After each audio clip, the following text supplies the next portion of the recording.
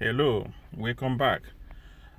Today's video is about the minority leader of the Senate, Senator Eyinaya Abaribe, against the presidency, represented by Garba Shehu, the spokesman of the president.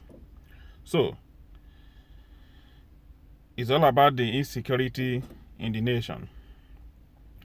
Eyinaya Abaribe today educated the presidency, especially Garba Shehu, on the issue of Nnamdi Kanu.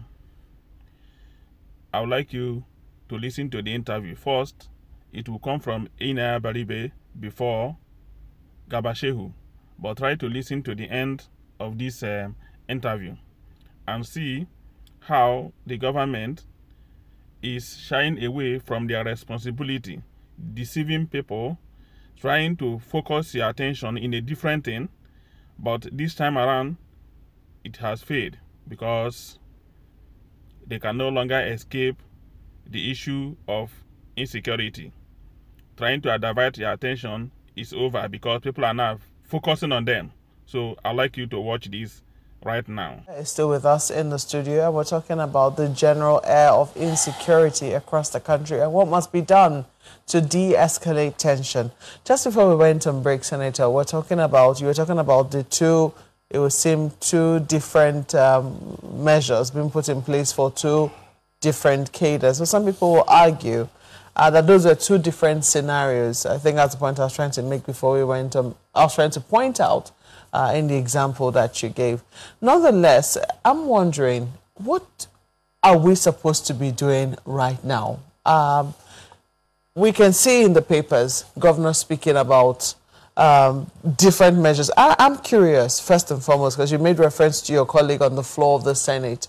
And some people will say that despite all that has been done by the governors of Ondo, Ekiti, we also saw the governor of Zamfara, I think Jigawa as well, in Ondo State to hold a meeting and, try to talk to the people to explain what he was trying to say. It would seem that distrust, the suspicion is still there. That's why we will get comments like we got from the governor of Bauchi State and that we also got from your colleague on the floor of the Senate. It would seem that what is being said and what is being heard are two different things. How do we begin to reconcile, so that we can hear one another better? Because so far so good, the argument is that the insecurity that is in the South is also present in the North. I think basically the insecurity is everywhere. It's even more in the North than in the South. And it looks as if it's just drifting down and everybody is worried. I think the real problem we have is being able to accept the reality. I need to put it in context. If a governor now comes out and says, everyone who is of a particular tribe, you understand, is welcome to Nigeria. And I have relatives all over West Africa. So why do we now have a nation state? And when statements of that nature are made, what is sent and what people hear actually is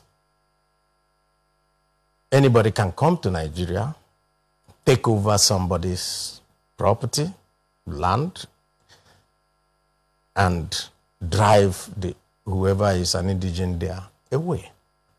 So such statements, when you make them, you don't know the reverberations that it will bring. That's why we said that sometimes people need to be a little more circumspect before they make certain statements.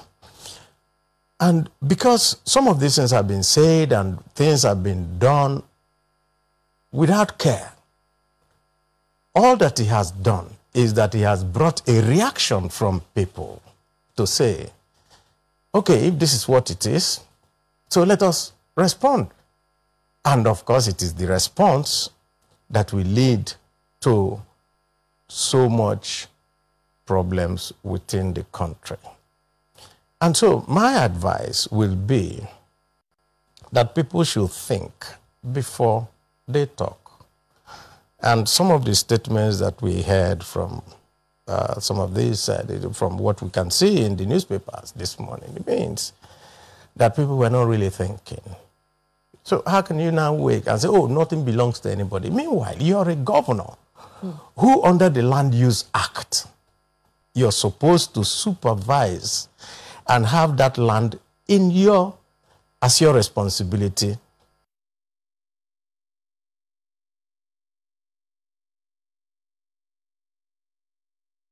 Well, I mean, until we get clarification from Governor Bala Mohammed as to, what he was trying to say when he says, oh, the forests are God's gift. Some people will say, well, yes, when you're driving through Nigeria and you're looking at the hills and the valleys and the mountains, what you're actually doing is praising God, because you know that it's his free gift to all of mankind to enjoy for generations to come. Nonetheless, as you said, the states have been earmarked, and as such, governors have responsibility to states. Well, let's push that comment aside and say, we'll put it in the silo. The others, in terms of the general insecurity, the fact that in Zamfara state, you have suffered the insecurity that our brothers down south, in Ondo state, for instance, have suffered, that in Kaduna state, in the last 1 or 2 weeks, close to 100 people, if not more, have lost their lives, at least over 2 or 3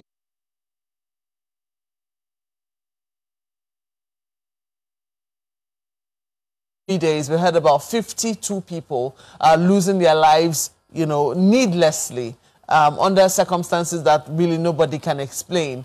This is a reality. And if you come down south too, I mean, Nigeria is not really south, but even just yesterday, 18 people were kidnapped, traveling to wherever it was that they were traveling to. There is a general insecurity in the country. Why would it seem that this has now been explained as either farmer herders crisis or the rampage of Fulani herdsmen? Some people say that is what is causing the tension. The fact that, instead of profiling the crime, we are profiling the people whom we suspect are committing the crimes, and that's why we're getting situations like what we're seeing in Ibadan, in Oyo State, for instance. Do you see the link there? Yeah, I'm a little confused by what you're saying when you say instead of profiling the crime. A crime is done by someone. And, at every point that you need to make explanations for a particular situation, the best thing to do is always to go back to basics, so that if you take all the building blocks, you now know how you can resolve the issue. At first, the government refused to acknowledge that there were people who came from elsewhere and were attacking our people and killing them. And it's still happening. So when you say some people were killed in Kaduna, people were killed in Niger, people were killed in Zamfara, who are those doing this killing? We ought to have known by now, because it's been a long drawn-out issue. And because we were not taking it, it was being explained in different ways, and government was bending its back to explain away all these deaths. And so, right now, Nigerians no longer believe whatever government says. Because at the point at which you start by saying, oh, it may have been farmer-herders clash, and it turned out not to be. Oh, it may have been people blocking grazing routes. And he said, oh, it no longer turns out to, oh, it is now people who came from Libya after the conflict there. And it's no longer, so, oh, it is the desertification happening all over the Sahel region that is making people push down and say, oh no, it's not that. It is that some people have a way of life and therefore they must move. And so if you block them or something, then they will respond, you know. So it is all this efforts at explaining away destruction of the livelihoods of people in different places. And so eventually, what now started to happen was people now started seeing, oh, so they clear off people here, kill them, and then some people start living there. What does that tell you? It means that there is an agenda behind this. It's no longer a random thing. And so everybody is really very, very worried. In fact, why I get so worried is that if you leave your primary responsibility, which, like I continue to say, is the welfare and security of Nigerians, and at all times you try to provide an excuse, what you do is to enable those who are committing this mayhem. That is why on the floor of the Senate, if you saw the clip, I said, a man who gets up and now is living in the bush somewhere, and every time you see that there is kidnapping here and the people are taken into the bush, ransom is paid, then you can know, you don't need any other person to tell you that he is using, doing the men business to commit another crime. And I think the other day I also read where Governor El-Rufai rightly said that any header who has engaged in kidnapping will no longer go back to heading, because what is he makes far more money from that. I can understand the frustration of governors, especially those from Zamfara, Katsina, all that. What do? And so they were forced to say, okay, let us negotiate, seeing whether these people can ease the pressure on our people. And of course, those people that they are supposed to protect, for which they are bending backwards. Even Governor El-Rufai at some point came under fire. Precisely, for all that. Of course, you can see his position today is no more. Because I haven't done it and it's not working. What we expect is that every other governor should also all sit and say, what are the solutions? Which one has worked? Which one has not worked? Let us see how we can resolve this issue. But because each government of this federation does not have the capacity to have its own control of the military, the police, the air force, and all that, it comes back to the federal government. So we always expect that the federal government will take the lead in resolving this issue or making a headway. And so when they now brought in new people, I said, okay, let's see whether the new people will do better. Well, we do have a representative of the federal government online, Chamberlain.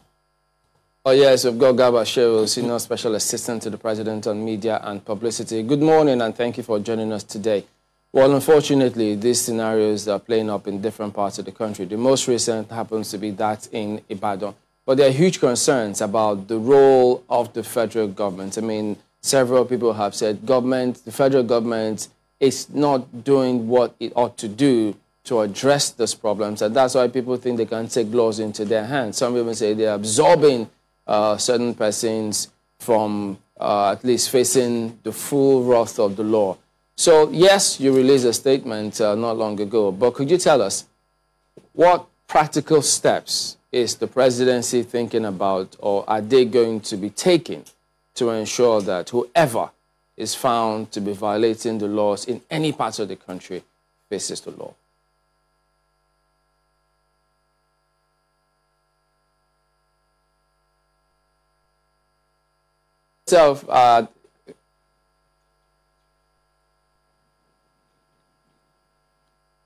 We can't hear you, actually. If you could just unmute yourself. Hello? Do you hear me now? Yeah, we can hear you now. Go ahead. Okay. So the president is more than concerned about the ongoing situation, and he is fully conscious of the fact that it is the responsibility of his government to work with all Nigerians to secure life and to stop the ongoing, crises, whether they are kidnappings or now the new line of it is ethnic hatred and violence.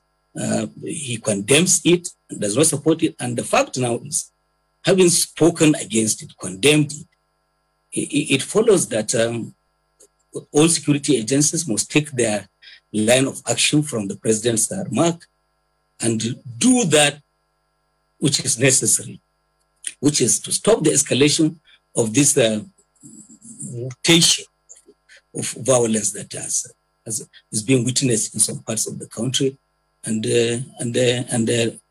ensure that it does not go beyond where it has been recorded. And secondly, also, it is for community leaders, everyone, local, and traditional, and the elected people. They must work with the president. I have had the senators saying so much that is untrue about the president. And this is not how to solve the problem. When some actors in the country, in the political space, look, there is no big criminal in this country without a big man behind him. When you unlock the door for one of the country's biggest criminals to bolt away, and then you convince a judge that, no, it is the army that let him go. So you that bailed him, there must be trust between yourselves. Bring him back, let him come and face justice. So to now say president is doing nothing is because there is impunity. Impunity is in the country because they are big men, VIPs. Yeah. But Mr. Garba, if you could speak to this impression that lots of people hold out there. I mean, the people who we've heard say that to us off the camera. First, they talk about herdsmen of Fulani extraction who bear AK-47. They talk about herdsmen of Fulani extraction, whether they're from outside the country, who are kidnapping people, and then giving the real Fulani herdsmen a bad name, and people can't usually separate some of this, and so they lump everybody together. How is the presidency dealing with that narrative? Because there's a school of thought that believes that the government is not addressing that specifically. Let me tell you that the country's military, as we speak, as a matter of fact, is overstretched because they are active in at least 34 of the 36 states of the Federation, including the FCT. The Air Force, the police, they are recruiting day and night. People are being trained in special operations and they're being sent to the forest.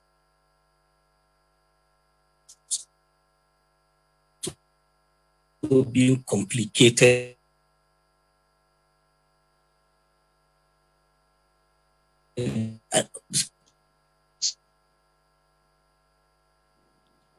It's just that we seem to have lost your feed, Mr. Shahu, but let's toss to Abuja before we sort that out and come back to you in a moment. Magwe.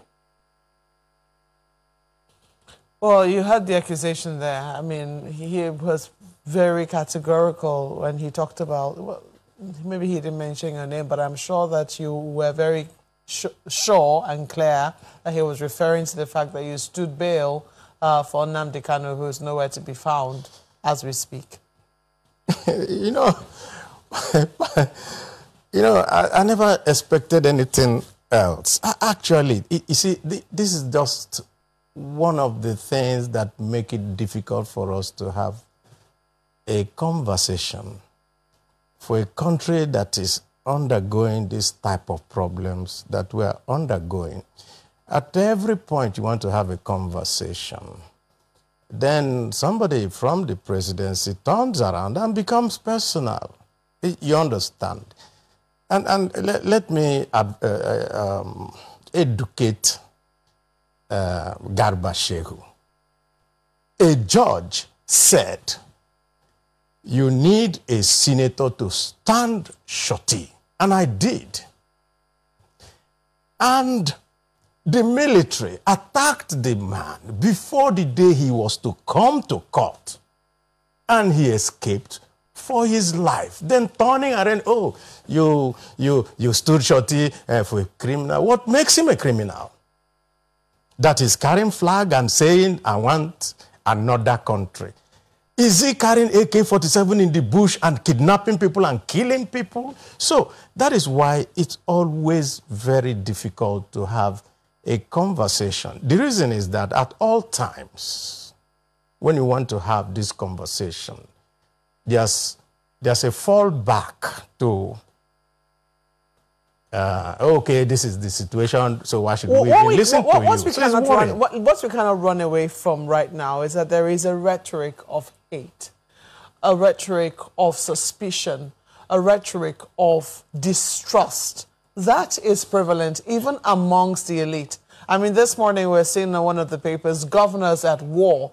That is also there right on the front pages. And we're beginning to see the results of the hate, of the suspicion, and of the distrust being manifest, as we saw in Shasha, in Ibadan, as we also saw in some parts of the East, even though that has not been confirmed. The video clips we saw of people called the Eastern Security Network going to the bushes and burning settlements of, perceived enemies.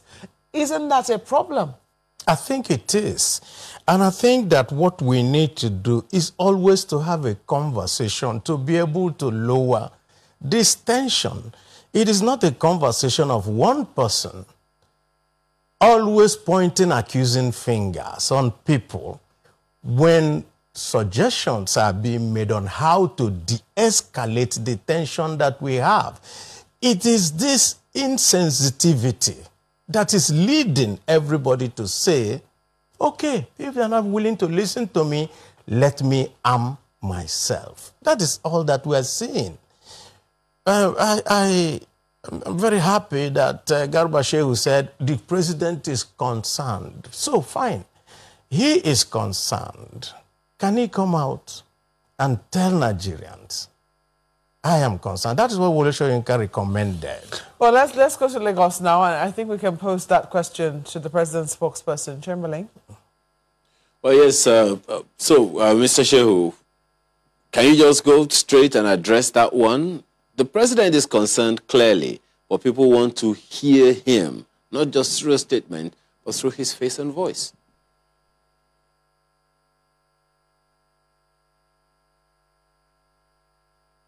Unmute yourself. Please unmute, your device so we can hear you better. When Femi Adesina or myself speak for the president, people should accept that it is the president that is speaking. For the president, for this president, for him, it is the actions that should speak for him. He's not a showman. He doesn't have to be there. And for God's sake, let's be understood. We're not trying to personalize anything. Senator Abaribe dwelled a lot attacking President Muhammadu Buhari, saying that president had never, even at a rhetorical level, spoken against this kind of violence. That is most uncharitable. So we are not personalizing. People should not personalize. This country has problems. It requires the involvement of everyone. All hands must be on the deck to solve these problems. Yes. Community leaders have a role. Senators have a role. Everyone has a role.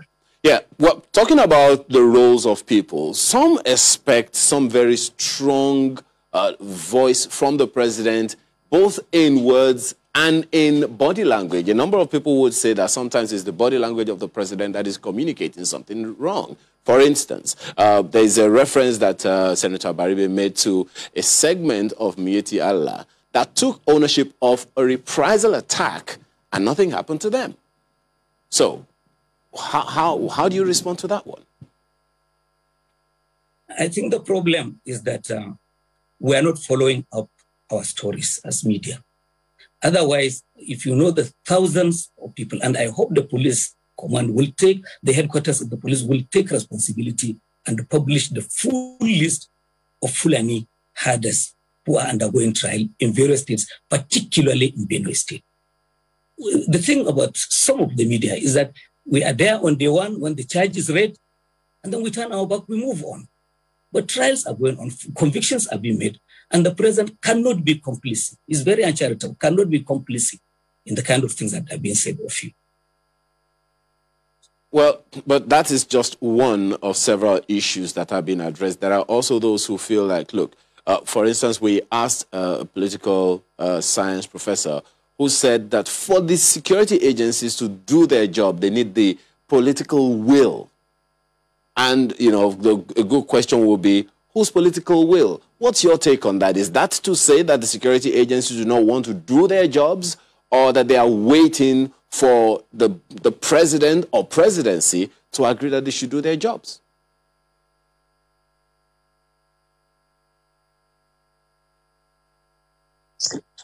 It's happening, and begin to be appreciative of the enormous risks that our security people are taking. They are making it possible for you and I to sleep well because they are exposing themselves on the front lines. So for anybody to say there is no political will, is anybody complaining? Is the IG of police saying he's unable to do his job because he doesn't have support? Look, this president allows you to do your job. Look, people have been found complicit in a lot of wrongdoing in this country. Contract, and the president will never call, say, a minister and say, give this contract to this or that person. So you have the most powerful people in government running the various government departments because the president is not meddlesome. So what does he mean by political will? Well, maybe political will because there are also other layers of government, local, state, and at the federal level, VIPs who they don't want to offend. Then that is the problem. But nobody would do their job right, and then the president will disown them. It has not happened, it will not happen. Right then, Mr. Garba Shehu, we do appreciate your perspective this morning. Thank you for talking to us today. Thank you very much. All right, Makwa, let's get the concluding thoughts of the senator. Yeah, your concluding comments. First and foremost, I'd like to ask whether or not you would also accept that when the president's spokespersons speak, it's as good as the president. Well, I don't know where in the world that when a spokesperson speaks, then is the president when there are urgent matters of state. When things are okay, and things, of course, the presidential spokesman could be giving you updates and so forth. But you could see just from the coronavirus issue, no head of state in the world did not come out to talk to their people. None. And some were doing it almost on a daily basis.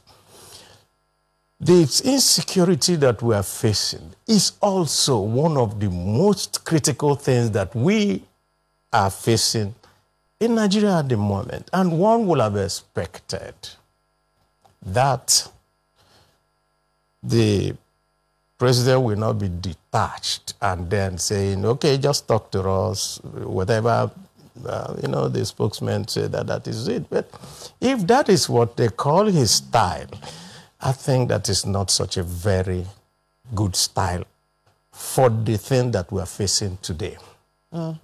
Well, we understand that you're going to be releasing a book very soon. I wonder I can't wait to see what will be inside the book. But after how many years in public service and still going on, just to have some years left by God's grace, will all of this be chronicled in the book? Oh, yes. I'm starting from my childhood to this point.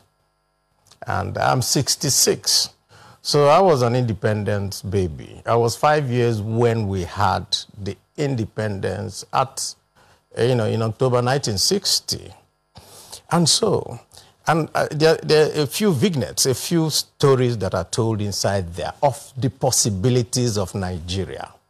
I told a story about how I became a staff of the Bendel State University.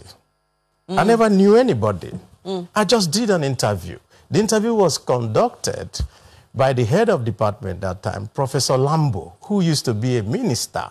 How I became a staff of SEO through a man called a Faturoti. I'm just I mean, wondering, those are the things. Nigeria was better. are you still hopeful for this country? Of course. Okay, it's a fine Of course, place. I still hope that Nigeria will go back to that, where we don't need somebody calling me to say, please give me a letter so that I can go and get a job. It's a fine place to live it, Senator. I certainly look forward to the release of that book and the stories that will be written in it. But we have to thank you so much for coming on this morning. It's my pleasure. Senator Eyinaya Abaribe. Yes, Abaribe taught Garba Shehu lesson today. When it comes from the issue of herdsmen, how to curtail the excesses of herdsmen, they will tell you that our military, our police, our forces are overstretched. So everybody, make sure you get yourself properly armed to defend yourself. If you wait for the federal government, for your forces, nobody is going to defend you. Thank you for listening. Thank you for watching.